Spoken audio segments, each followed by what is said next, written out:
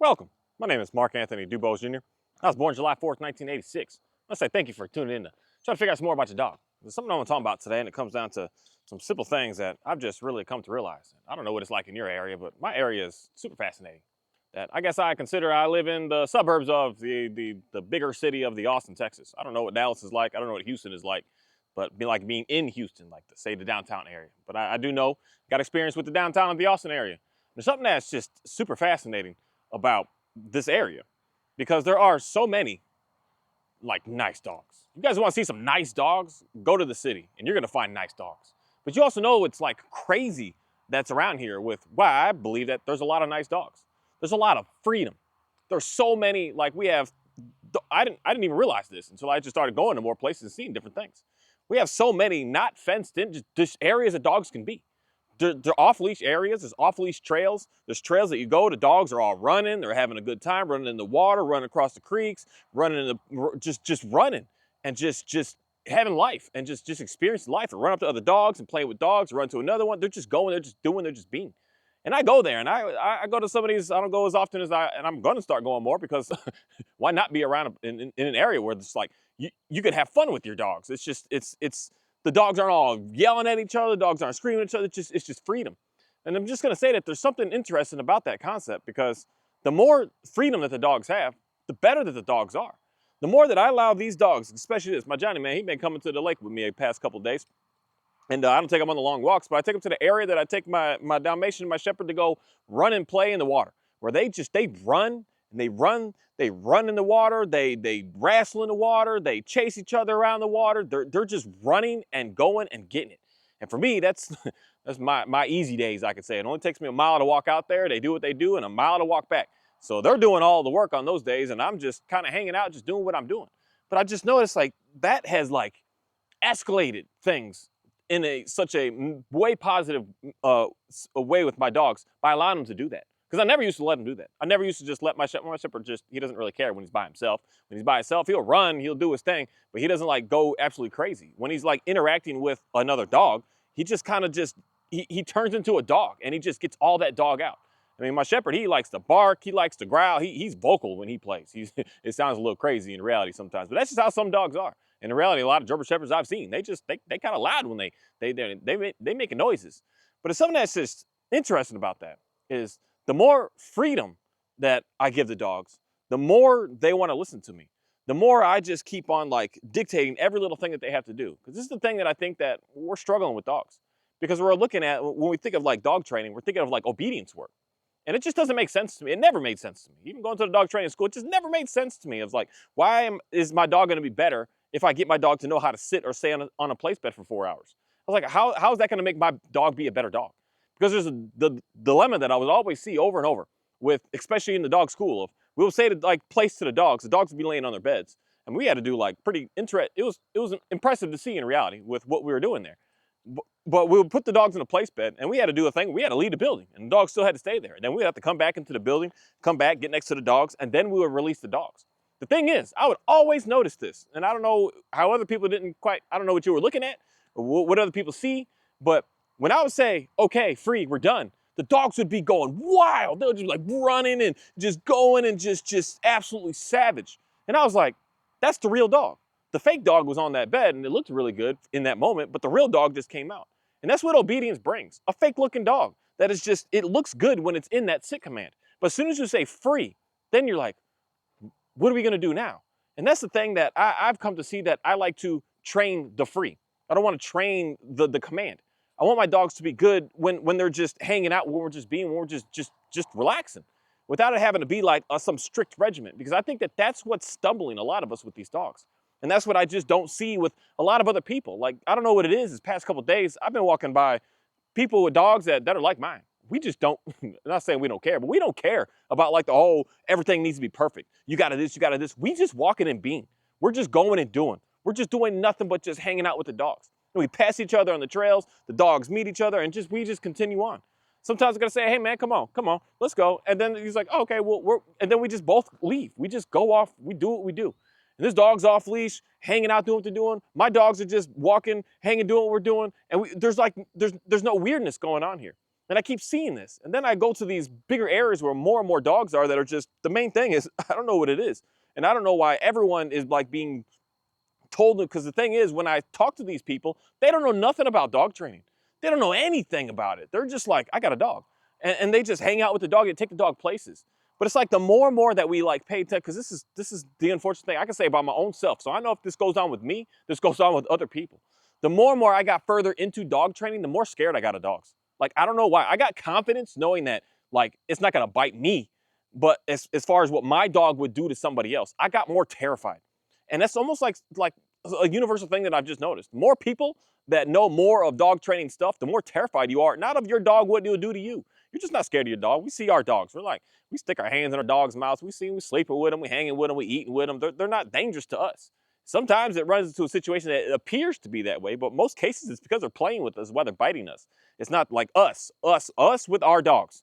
My dog do to somebody else that walks in the house that shouldn't be there, we should be suspicious, I guess. But if I'm out in public in a whatever area, we're so nervous with our dogs, what the dog's gonna do. We're so scared, like my dog's gonna hurt this, my dog's gonna hurt that, my dog's gonna this, my dog's gonna run away, we're just like so terrified. But people that don't know dog training stuff, oh, it's a dog, it's fine, it'll come back. That's just like the language. That's my language when I take my dogs places and I just let them go. Oh, they'll come back. I can literally, I keep testing this each day. I can stand this way and they're going that way. I can literally just pivot like this and they come running back to me. That's all. I don't even have to walk that direction anymore. I just turn around and they're like, oh, this guy, he's going that way now. Oh, he's going that way now. And they just know to just hang out. They don't just like take off for 80 miles straight or nothing. It's something that I've just noticed, that these dogs that I keep running into and I keep seeing, I keep going to places to find these dogs that are just running and being free. They are just the nicest freaking dogs. They're all over. They're all over the shops, over the restaurants, on the trails, on the sidewalks, just everywhere, dogs everywhere, and they all look so darn good. It's because we're not putting this like strict regiment on what I believe is the failure of it, is micromanaging every little thing that's going on with that dog. Telling that dog every little thing, every tiny thing that it can do, it can't do, don't this, yes this, no, no, no, no, no, no, no, no, no, no. The dog's like, okay, well, then I'll just be here. And that puts the dog in it doesn't know what to do. As opposed to, because the main thing that I just don't understand, but I like watching this dog and just keep watching it progress. Yes, she's on leash so that I can teach her what I want, not what I don't want. I'm showing her, and I'm going to just show this dog for probably the next year of what I want, so that I can be good and set up for the great foundation for the next 15, hopefully she lasts 15 years. We'll get her there. So we'll be good to go. Of her just knowing to just stay near me, and for her to be able to like get all excited and just let it go without having to like engage. But I don't want to tell her what to do right now. I just tell her the leash is gonna do all that. And she's just gonna figure it out, so that she knows that there's like basically nothing that she can't do. She's all positive right now. She's all good. She's doing everything that she's okay with. Yeah, she may want to chase something. She may want to go deep with something. Well, I just leash her when I make a video, because if I'm not paying attention to her, she's just going to take off and just do things with some chickens and stuff. I just don't want that right now, because for one, I just don't want the noise. And two, I can't put that much pressure on those animals. I can move them for a purpose. I can't just run them just to run them. That's just unfair to the chickens. So it's something that I'm just going to continue to keep on allowing her to have what I'm going to say is freedom. She's just doing what she's doing. She's just hanging out. She's just sniffing what she wants to sniff. She can go over there if she wants. She can go over there if she wants. She can go over there if she wants. She can go over there. She can just do what she do. And then soon enough, she'll be able to do that without having to be hooked up to me, without me having to tell her what, like, no, no, no, no, no, no, no. Because most people right now already, this is what dog training would represent for me to do right now, is put her in something. Tell her to do something right now. And that's the biggest thing is we tell her, what do you want? Tell her what to do. Tell her to sit, tell her to down, tell her to stand, tell her to this, tell her to, and tell them to do something. As opposed to just hang the heck out with the dog. Just relax with the dog. Just be with the dog. Just experience life with the dog without having to say every little microsecond to the dog. Because that's where the dog starts to listen to you, because it starts to get in tune with you. The concept of how I can turn and the dogs just come with me, because they're looking for me. They're looking for what I'm doing. They're just trying to understand who I am, not what any of this other stuff is. They're not looking for a specific word of what they need to pay attention to. Because the thing is, like, a lot of these are huge dog parks here in Austin. And it's fascinating that these aren't like well-obedient dogs. Sometimes you got to call them 3 times to get the dog to come back. The dog comes back. And that's something that at the end of the day, there's no collars on these dogs. There's no like training equipment. There's no e-collars. There's no nothing. Not on all of them, but most all. There's none of this stuff. So for you to get your dog from engaging in a play with another dog and being able to call that dog back on a third call with no nothing, with no treats, with no anything, to me, I don't know, that's impressive. Because the dog, in most cases, they just stay in it, you know? They're not gonna listen to what you gotta say if they don't care about you at all. They stay in it.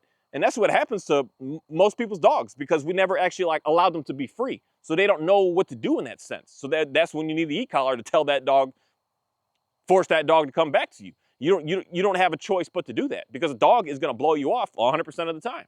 But when we allow the dogs to be free, we allow the dogs to be able to run, we allow the dogs to be able to just do what they do. What dogs do.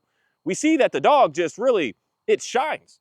And that's something that is, I'm gonna say, really unfortunate. Because when, again, you get away from the dog training stuff, people are not terrified of what their dog's gonna do to something or do to somebody. They're just like, oh, you a kid, pet the dog, it's fine. Oh, another dog, oh, the dog's fine. It's like, no, but mine is like barking. And you could just see it in them. Just how I walk. When I look at other people, I'm just like, I know your dog's gonna bark at me, but I just don't, I'm not scared. I don't care. I don't care. And the dogs pretty much, they look at me before they even look at the dogs like, oh, there's nothing to worry about here. Because I just don't care.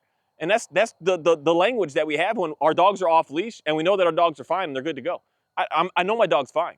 And this is the thing that I think is jamming more people up, is not having quality, nice off-leash areas for our dogs to be able to go to be able to experience life. Because when you're not scared of your dog, what do you need a leash for? When you're not nervous about what your dog's gonna do, what do you need a leash for? As opposed to just teaching them what you want. If you're next to cars or something, it's like, yeah. But if we're in a park, we're in a back trail somewhere, what is the point of the leash at that moment? The point of the leash at that moment is restricting the dog from just doing what the dog needs to do. And that's stumbling a lot more people than it's helping. Because in reality, the main thing here is it's like we want more people to be in fear. Because the more fear that you're in, the more that you're gonna like need to do all this extra stuff with your dog. And then in reality, the more that you keep doing all this extra stuff with the dog, the more you're not actually getting anywhere, getting anything done. And you only just put yourself further into more fear. Because because this is something that I've seen, you know, again, I don't just like watch the videos and stuff, but I've seen this.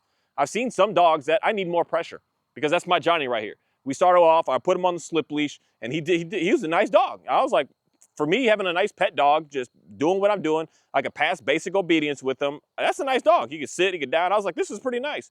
But to like do more to get him to be better, I had to put more pressure. And that turned into, man, girl, you rubbing your booty. That turned into the prong collar. So it's like, that's something that I see a lot that has to go on. That's like we start in one area, then we got to like upgrade to the next area. So you had like this sense of a safety in you when you put the one collar and the one leash on. And then when you see that you have to go to something more, that instantly is gonna put you in even more fear mode. Like, holy crap, now I gotta go to this to be able to get the dog to listen to me? Now what? What is my dog? What's wrong with my dog? What's going on with my dog? And it puts you into an even more fear. And more fear gets you to do what? Spend more money, do this, as opposed to just realizing like, there's nothing, not nothing, but there's nothing to fear about out here. If you just give the dog what the dogs are looking for. The dogs are gonna just be absolutely spectacular. The dogs are gonna be fantastic. The dogs are gonna look good. But we're not giving the dogs what they need, because we're saying that I need my dog to be able to be a perfect loose leash walk when I take him for a walk, and if not, then I won't be able to go out in public, or even worse than that. My dog needs to be in a perfect heel or I can't walk him. My dog needs this or I can't go here. My dog needs to be like that or I can't go there. So then we're doing all these things to try to see how to get the dogs better, but in reality, the dogs are just getting worse. They're kind of stumbling and fumbling. They're kind of, you yourself are seeing that it's not going the way that it should. For instance, if you're watching some video from someone online and you see like their dog looks immaculate, it looks so perfect, and you're like, they got that done in 5 minutes, and you see yours and you're not quite getting there, you're like, well, there's something wrong with mine then. You know, that can lead you down a really, really negative trip on, I don't know what I'm doing, I'm not good enough, I'm not that. So you can run into a situation that now you're even getting worse and worse and worse to not want to do that next thing. Because you're like the guy on the TV or the girl on the TV show or on the YouTube videos, like, oh, this is so easy. You just get the dog this and do this and the dog will heal, and then you just do like that and the dog is gonna be stopped pulling forever. 5 minutes, we're done. And you see them do it. Or it appears to be like they did it. But we don't know what's going on 5, 6, 7, 8, or how about even 4 years from now? We don't know what's going on with that. We just see what's going on right here, right now.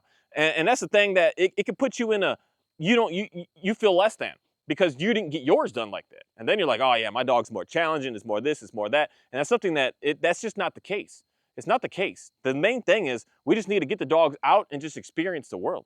Just do stuff, make stuff happen.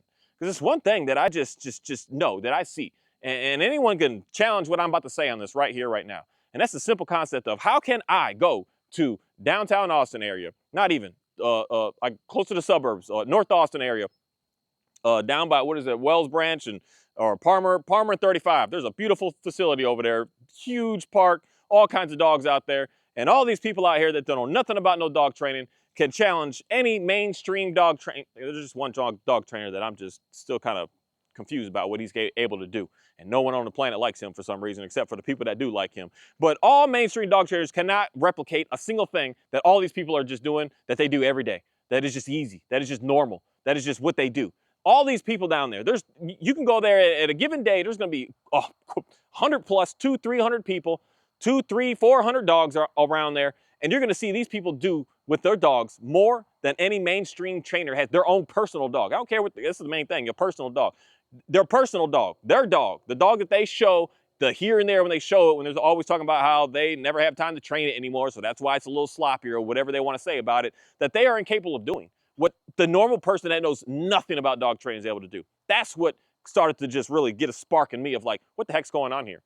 How come there are so many people that just have the nicest dogs on the planet that don't need no sit, no down, no nothing, don't need no recall, don't need no training on none of that, don't need anything on any of that, don't need no tools, no leashes, no collars, no nothing, and they got the nicest. How are they capable of doing that with no experience? They don't have like 50 dogs that they've worked, 100 dogs, 5, 6, 7, 50,000 dogs that they've worked. They don't have 50 years of experience with helping like thousands of people. But yet they have a dog that every single dog trainer on this YouTube and every movie that's out there should be taking lessons from, because they're the ones that have the nicest premium dog. How is that possible if dog training was the only way to have a nice dog? How is it possible that I can go to places like this and see people interact with their dogs and see the interaction that everybody on this planet just wants with their dogs, that if you're struggling right now? And the main thing I'm going to say, it comes down to nothing with like more dog training tips and techniques. It comes down to getting the dogs out and doing stuff, getting the dogs to be able to express themselves, getting the dogs to be able to just be a dog, getting the dogs to be able to interact with other dogs. Well, there's a very interesting comment that was left. Some people are trying to bicker back and forth on one of my videos, but Mr. Robert Hines had something very fascinating to say that I was just like, you know what? How much sense that makes is just, it makes sense. If I got a new puppy, I would be at the dog park right away with that dog. And someone say, well, I wouldn't want to put my dog around like so-called said disobedient and no good and unruly dogs. And for me, my mind is instantly going to say like, in reality, I would. So, and I would want my dog to be able to experience the whole spectrum of everything, so that that dog would be able to have a real world experience of everything and not just be isolated and forced and put in like good scenarios all the time. The dog also needs to be put in sticky situations sometimes so that it can learn how to be able to function and do on its own. It's the whole concept of like, man, street dogs are the best dogs on the planet.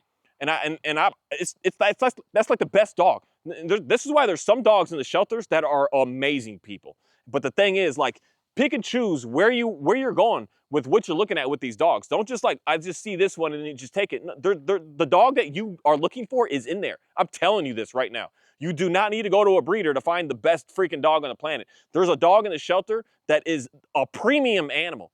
It's just been in controlled confinement, that if you allow it to be free and allow that dog to run, give that dog some exercise, you're going to see the most amazing dog. Because there's these like street dogs. They are the most premium dogs on the planet because they know how to be able to dance through sticky situations. I mean, these dogs even know how to like stay out of traffic and not go in front of cars. They understand. It's like my shepherd. Not nervous when I'm walking past with him. I know he's not going to jump in front of a car. He's like, dude, car, it's going to come at me. I'm not going to get in the middle of that. He's smarter than that. Dogs aren't that stupid. So that's why we're always like nervous and scared of all these little things. But in reality, that's just us. We are nervous. The dog's not. The more that the dog's able to come out and experience life, Oreo, the more that the dog's able to come out and experience life and be able to be and dance and move and do what it needs to do, the better off that dog is going to be. But the more that we're just like, because the main thing is, it's like, not, hey, Oreo, I know you're eating something. I see you over there. You can mouse hunt, but you can't be mouse eating. I don't think you eat those. You good? Come here. Just get out of there. That's my stuff. The main thing that like dog training stuff is represented and showing today more of is like dog training facilities. We're putting the dogs in these buildings and we're thinking that we're gonna have a nice dog, as opposed to getting the dog out being where the dog is. That's why for me, I knew right away up front with working with dogs that I don't want to take your dog away, because I could take your dog and bring it here. I've done this many times because I live on a dog's oasis, which I want to be able to like bring this to more people and allow people to be able to have that opportunity. Because when I bring dogs here, I transform dogs' lives. I put them around crazy stuff. I put them in something that they're terrified. I put the pig, most dogs are terrified of the pig alone. The dog has to like figure out what to do. I'm not gonna explain nothing to the dog. The dog's gonna figure it out. It's gonna say, what do I wanna do with this? I bring a dog around to everything out here. So the dog has to make a choice. What am I gonna do with this? The dog sees the cow and it thinks it's tough, and then the cow walks back at it and he's like, yeah, let me just leave that one alone. The dog is figuring this out on its own. I don't need to explain anything to the dog. And the main thing is I keep the dog safe by just putting the dog on a leash and having it hang with me.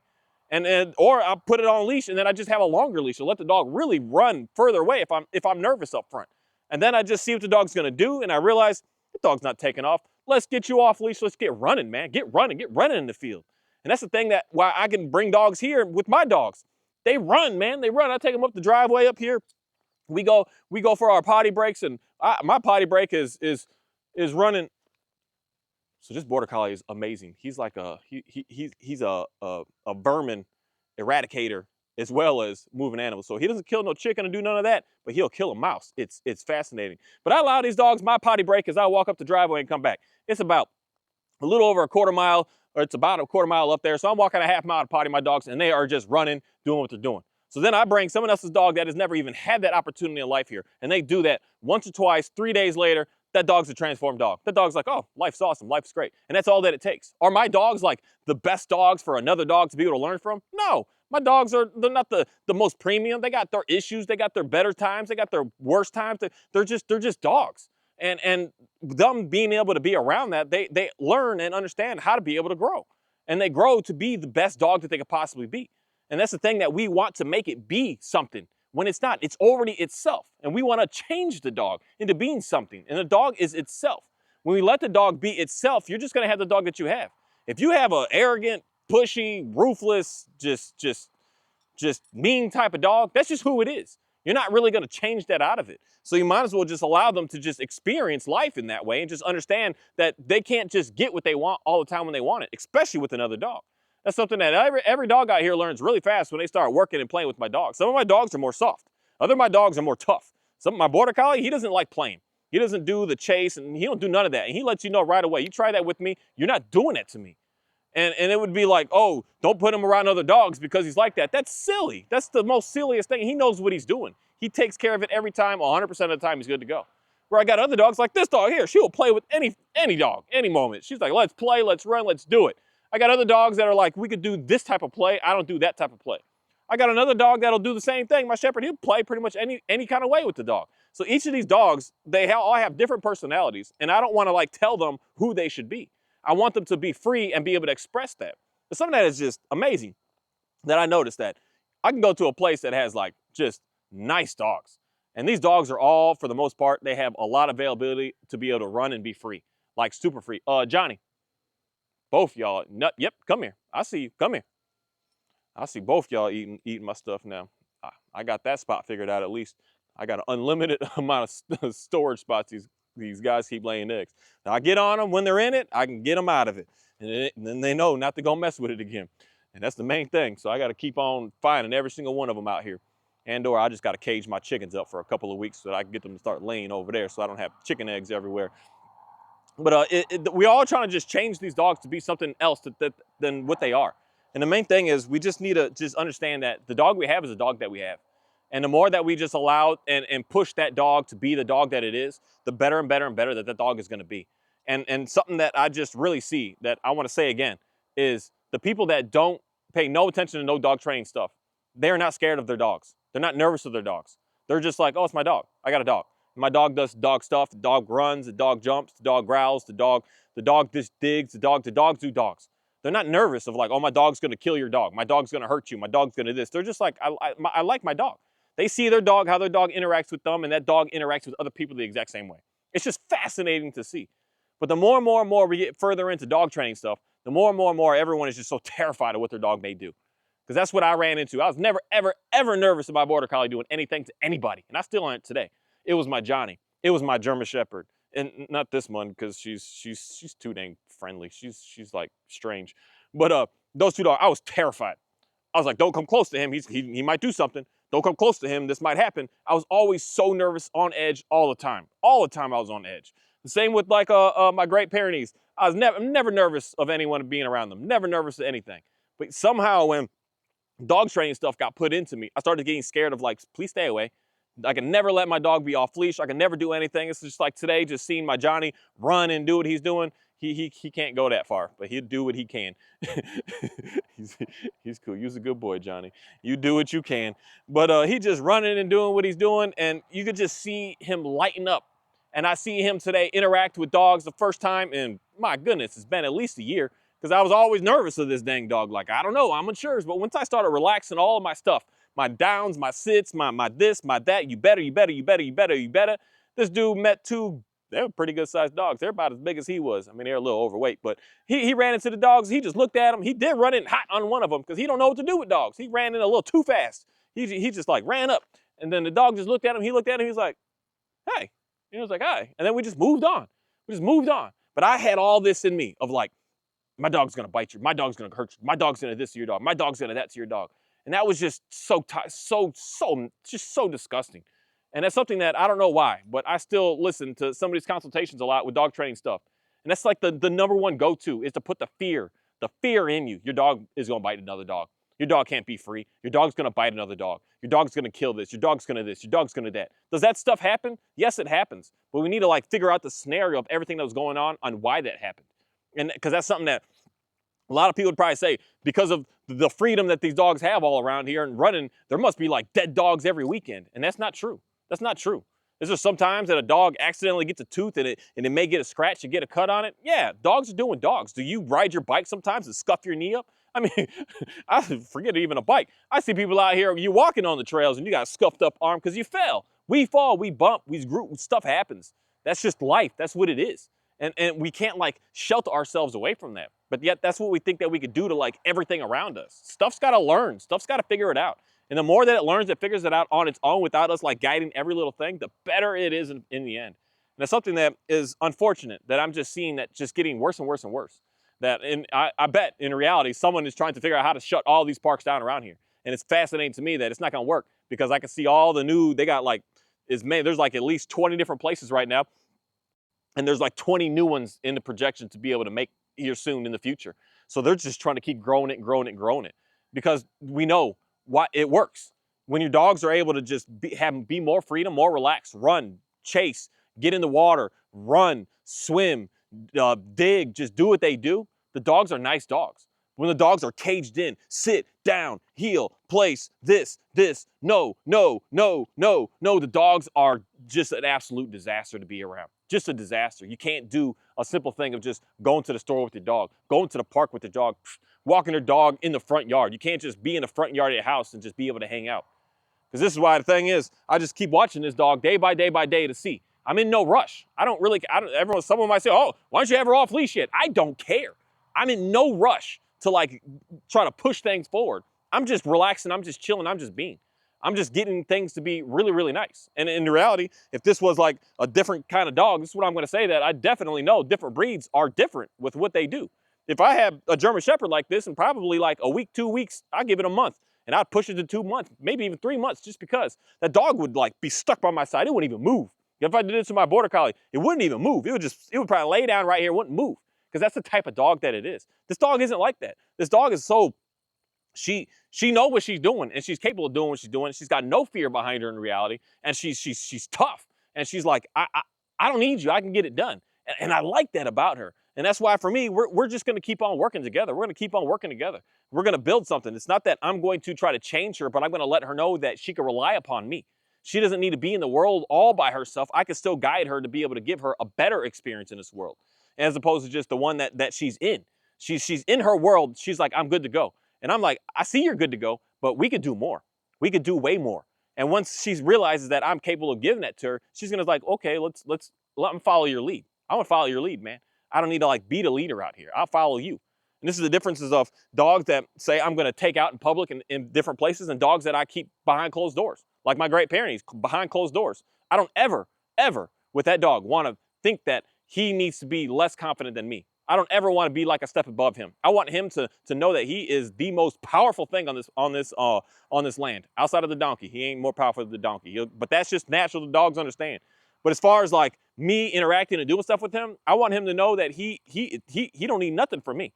He tough, man. He's strong. He independent. He's capable of making stuff happen. But if I was to be having a dog like that and raising a dog like that and then bringing that dog into public, yes, I'm going to train it much differently.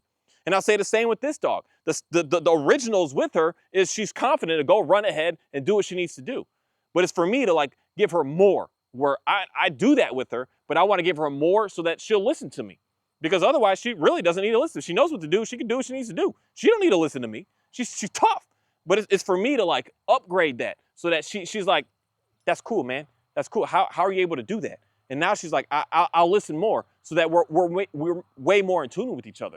Because that's something that is just fascinating about these dogs. Because that's the thing I found what she knows how to do. Like I found it out here with moving these chickens. I understand the whole concept of like the firefighter thing, of being ahead and clearing the path. That's what she's capable. It's amazing to see. That's why she doesn't hurt the chickens to do anything or pursue them more than just move them out of the way. She gets them out of the way. If they're in the front yard, she will get every single one out of the front yard. It's impressive. If we're walking down the drive, this is the new thing that she's just getting into her who she is. We go down the driveway to go potty, and there's chickens, she moves them out of the way. So if I'm walking down on the actual driveway and there's one on the driveway, she moves it out of the way. She'll chase it a little bit to make sure it doesn't come back. And then she gets back on path and we're just moving. It's so cool to be able to see. But that's what she's supposed to do, is move stuff out of the way. Get it out of the way. Get it out of the way. She doesn't need me to like tell her how to do that, show her how to do that.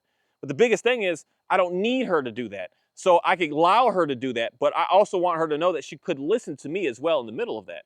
And that's not going to come down to me like pushing her down and suppressing her and telling her like, no, because there's one in the driveway right now. This is the first time she's getting engaged. There's one in the driveway. She doesn't want him there. She's trying to clear the path. It's in her to do. And I want to be able to allow her to do that. But at the same time, I'm trying to figure out how to be able to communicate to her like yes and no. Right now, okay. Right now, no, we don't need that now. We're like, say, off duty. And that's gonna take time. That's gonna take time. And that's just something different with this breed. That's different. We're a German Shepherd or a Malinois or a Staffordshire Terrier or Border Collie or Pyrenees or all these other dogs that I have are much different. They have no desires like that to do that.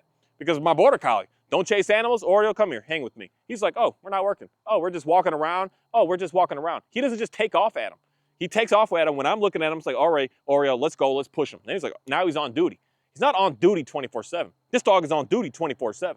My Great Pyrenees is on duty 24/7. And there's differences here. And I'm realizing those differences, and that's something that I want more people to just really understand about your dog.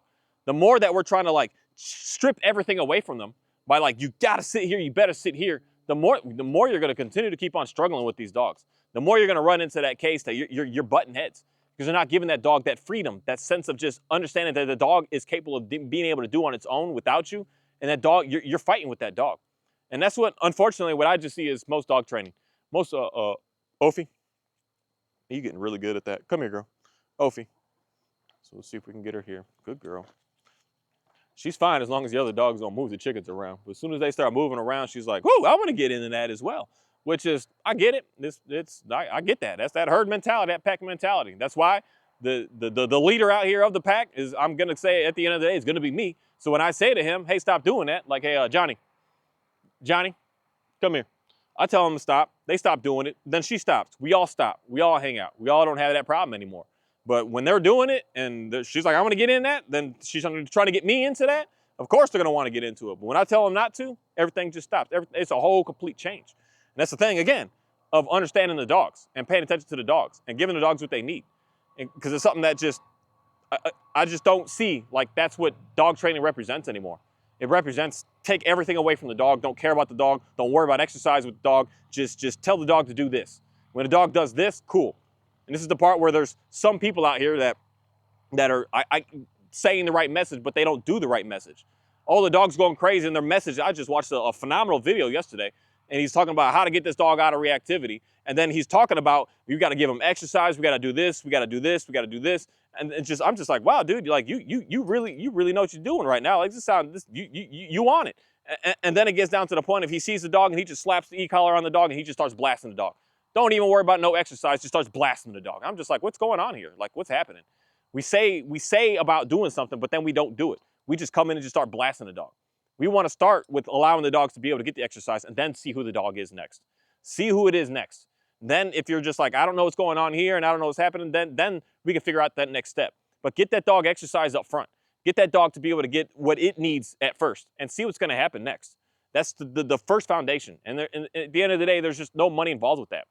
Outside of, again, something that I'm trying to get started and I'm trying to figure out who I can talk to even help me grow this and get this, is get a place like my land here, for instance, to be able to have stuff set up, to be able to have like water systems set up, to be able to have like little things so the dogs could just run and be free and just have a blast. But in reality, just living where I live now, you could just go to a local dog park and you can have your dogs be able to do that. There's little beach areas for them to run and play. There's all kinds of stuff around. It's already out here. Allow your dog to be able to do that, get that out, and see who that dog is next. At first, if you've never done that before and you've always been like all on top of the dog, of course, that dog's gonna go crazy, man. That dog's gonna run. That dog's gonna run. That dog's gonna, it's gonna make something happen. But most cases, it's not nothing crazy is gonna go on from it. The dog's just gonna be running and happy and free, and it's gonna come back to you and it's gonna look at you like, thank you, man. Finally, you just let me be a dog. Finally, and you're gonna see a significant change. I'm telling you, are. It doesn't start with pressure and control. It starts with communicating to the dog, and the dog is saying, I got something I got to do. I got something I need to make happen. And if I never allowed them to make that happen, we're butting heads. And that's something that with this specific dog, they're not all the same, but she really loves clearing the path. If I never allow her to do that, we gonna be butting heads. This is the thing where I would say, like, a lot of people are struggling with certain breeds of dogs, and why certain breeds of dogs just aren't here anymore, because we start struggling with it because we don't have the need for them anymore, such as Border Collie. You don't have the need for it anymore, and you put it in a different scenario, and now you're gonna be butting heads like crazy. And that's a challenge. That's a challenge because you want to change it, but you just can't. And you got to set it up in a scenario that the dog is going to be able to have success. So for me, it's again, I research what I need and I research what I'm looking for. And if I didn't have what I needed, I would figure out extra to be able to get my dog to make sure it's going to be good to go. Because at first I didn't allow this dog to chase nothing. I even have videos talking about that. She's never going to chase. She's never going to this. She's never going to do that. She's never going to want it. She's never going to do it. And I was realizing that we're butting heads. And that's the time frame when I was doing the force down with her. When I was telling her to get down. And then we started fighting with each other. And then I just let that up and I let her move a chick for the first time and things got much better. Day one, heck no, we got everything going on out here. Of course, she would have been doing what she's doing. But because she's getting that balance from me, of being able to do that, now she's like, okay, I'll do this now. It's that give and take that we're working with. That's what we need to understand with the dogs. We're not just taking, we're working back and forth with each other. Thank you. Hey guys. These dogs are incredible. Not just for the first time saw this dog do something that used to terrify the heck out of me. Just meeting dogs and meeting people. And today he's walking up to people, letting them pet them and letting them just hang out, letting them do. Because I let the pressure go. I let not all of it, but most all of it. I just started letting it go. I just like, dude, I trust you. You're good. You're not gonna run away. He does like he sees a deer and he look at it. He'll take 5 steps in. He's like, but he just stops. I don't even need to say anything to him. He's just like, no, I'll let it go. Because he appreciates everything that I'm able to give him at this moment today. I'm not like hounding every little thing. When I was hounding it all, I couldn't do anything with this dog. I couldn't take him to the dang to even a PetSmart, to the Petco, to the store. I couldn't do nothing with them. Everything was a fight. Everything was a battle. Everything. I always had a specific regimen of this, and had to do this, and he had to be at a sit, he had to be at a heel. He couldn't just do anything. And I was always on edge, nervous about what this dog would do. And I'm just seeing over and over that he's not gonna do anything, but just be a dog. And be a happy, friendly, free, relaxed, just chill dog. That's who he is. And for some reason, I got stuck in my mind. The more and more I kept hearing people talk about these dogs on how they're dangerous and how they're aggressive and how they're this and how they're that. And not realizing that in reality, just my opinion, we're creating these dogs to be aggressive. They're not aggressive. We're making it. We're forcing them to be aggressive, and that's where we're getting a lot of pushback from them, because we're forcing them to do something that they don't represent. And when we're making them do that, that's we're fumbling with them. And then the dogs, we don't trust them more, so we do less. And the less we do, the less exercise they get, the less exercise, any kind of interactions they get, the more they go wild. The more wild they go, then it's easy for us to just, I got to put the dog down. As opposed to just like, get a dog out, let it run. Get the dog out, take it somewhere. And it's something especially just around here of knowing how much openness there is for dogs to be able to go to be able to enjoy. And don't even have to worry. And knowing that there's going to be something else out there to be able to help you.